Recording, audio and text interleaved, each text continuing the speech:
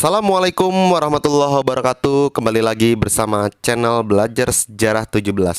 Jika pada video sebelumnya kita telah membahas tentang sedikit rangkuman agama Katolik berdasarkan sejarah dan mazhabnya atau kelompok-kelompok di dalamnya, pada kesempatan kali ini kita akan membahas tentang Protestanisme atau Kristen Protestan yang secara umum lebih dikenal di masyarakat. Baik, sebelum kita lebih lanjut membahas, maka saya minta untuk like, komen, subscribe, dan jangan lupa berikan masukan serta kritiknya untuk channel ini. Protestanisme atau agama Kristen Protestan adalah cabang kekristenan yang menitikberatkan pembenaran orang berdosa oleh iman semata-mata, ajaran bahwa keselamatan datang dari kasih karunia ilahi cuma-cuma, imamat orang percaya, dan Alkitab sebagai satu-satunya sumber yang mustahil keliru bagi iman dan amalan Kristen. Lima solai merupakan ikhtisar akidah-akidah pokok Protestanisme arus utama. Umat Kristen Protestan menganut asas-asas teologis reformasi Protestan. Pergerakan abad ke-16 yang bertujuan reformasi gereja Katolik dari hal-hal yang dianggap sebagai kekeliruan, penyelewengan, dan ketidakcocokan. Gerakan reformasi ini kemudian di Kekaisaran Roma Suci pada tahun 1517, tatkala Martin Luther menerbitkan 95 dalil yang ia susun sebagai reaksi terhadap penyelewengan dalam penjualan indulgensi oleh gereja Katolik yang sesungguhnya dimaksudkan sebagai anugerah remisi hukuman temporer atau atas dosa-dosa kepada pembelinya.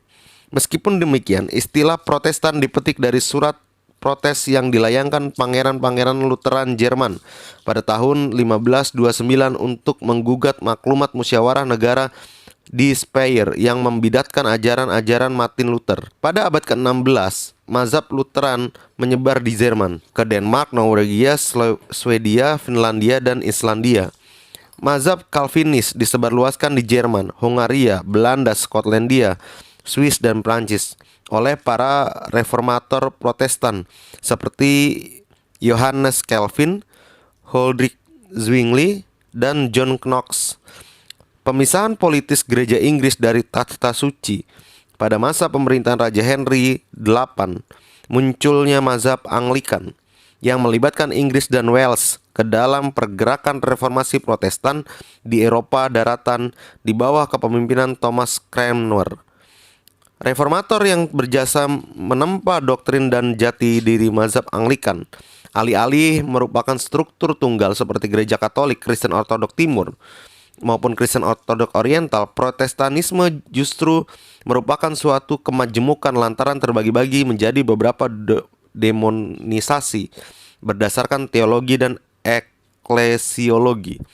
Umat Protestan menganut konsep gereja tak kasat mata, menolak belakang dengan gereja Katolik, gereja Ortodok Timur, gereja-gereja Ortodok Oriental, gereja Asyuri di Timur, dan gereja Purba di Timur, yang masing-masing menganggap dirinya sendiri sebagai satu-satunya gereja sejati, yakni satu gereja sejati yang didirikan Yesus Kristus. Kendati demonasi Protestan tertentu termasuk demonasi Lutheran bersejarah juga menganut pendirian yang demikian.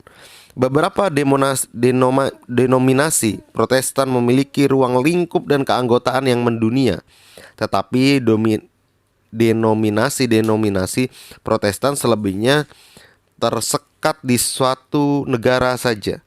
Mayoritas umat Protestan tergolong dari dalam segelintir rumpun denominasi Protestan yang ada, yaitu Advent, Anabaptis, Anglikan atau Episkopal, Baptis, Calvinis, dan Gereformim, Lutheran, Metodis, Moravian, Serikat Persaudaraan Plymouth, Presbyterian, dan Serikat Hendertolan. Gereja-gereja non-menasional, karismatik, dan independen juga sedang tumbuh lantaran belakang ini penyebaran dengan pesat ke seluruh dunia dan merupakan bagian penting dari Protestanisme.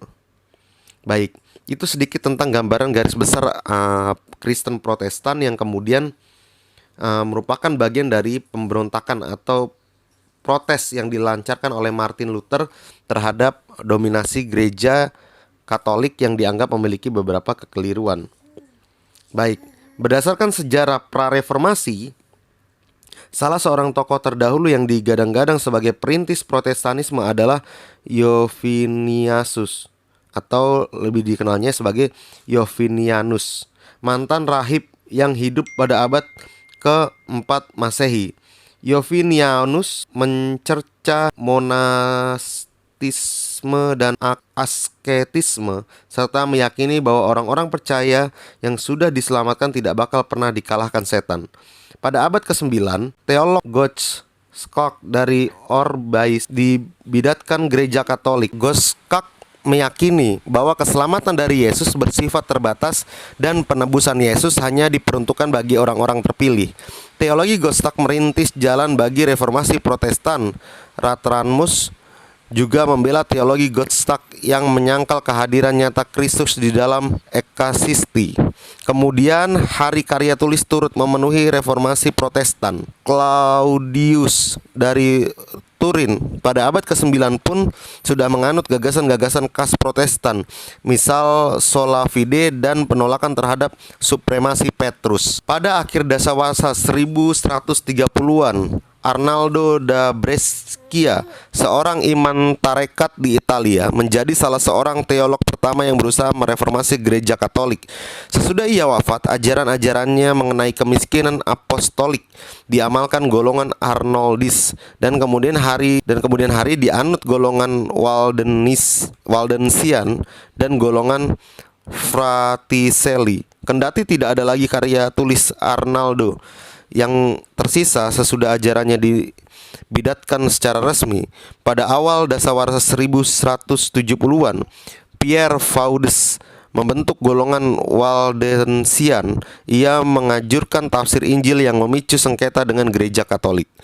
Pada tahun 1215 atau 1215, golongan Waldensian dinyatakan sebagai golongan ahli-ahli bidat hingga terancam dianiaya. Meskipun demikian, golongan Waldensian terus bertahan hingga sampai sekarang di Italia sebagai bagian dari rumpun Calvinis. Pada dasawarsa 1370-an, John Wycliffe, imam dan teolog Oxford, yang kemudian hari dijuluki bintang timur reformasi, memulai kiprahnya sebagai tokoh reformator Inggris. Ia menolak kewenangan paus atas pemerintahan sekuler, menerjemahkan Alkitab ke dalam bahasa Inggris sehari-hari, dan mengobatkan reformasi yang bersifat anti rohaniawan dan bersendilkan Alkitab. Penolakannya terhadap ajaran kehadiran nyata ilahi di dalam roti dan anggur, Ekaristi, merintis jalan bagi gagasan-gagasan serupa yang kelak dicetuskan Huldrych Zwingli pada abad ke-16 para pengagum Wycliffe. Kemudian hari tersebut golongan era reformasi. Reformasi Protestan dimunculkan sebagai upaya untuk mereformasi gereja Katolik pada tanggal 31 Oktober 1517, yakni pada hari umat Kristen memperingati malam semua orang kudus. Konon Martin Luther memakukan naskah 95 dalil atau gugatan terhadap kuasa indulgensi pada daun pintu gereja semua orang kudus di Wittenberg.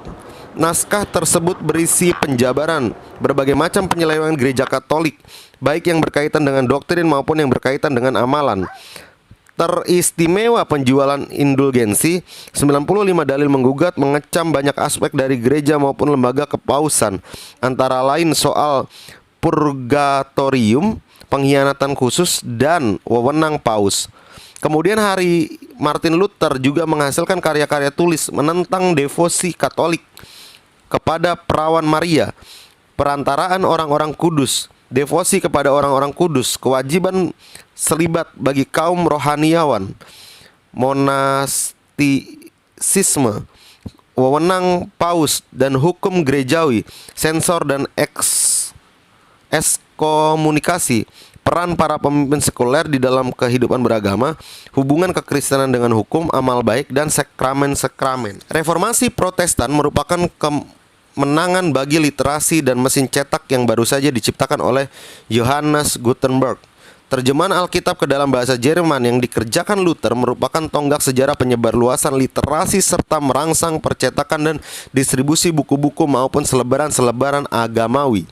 Sejak tahun 1517, selebaran-selebaran agamawi membanjiri Eropa. Sesudah Paus mengekskomunikasikan Martin Luther dan mengutuk reformasi Protestan, kiprah dan karya-karya tulis Johannes Calvin berjasa memunculkan suatu konsensus longgar di antara berbagai kelompok Swiss, Skotlandia, Hungaria, Jerman, dan lain-lain. Selepas peristiwa pengusiran uskup Janewa pada tahun 1526 dan kegagalan di dalam reformator Guillaume Farel di Bern, Johannes Calvin diminta mengerahkan kemahirannya untuk mengorganisasi yang ia kuasai semenjak duduk di bangku kuliah ilmu hukum untuk menegakkan ketertiban di kota Jenewa.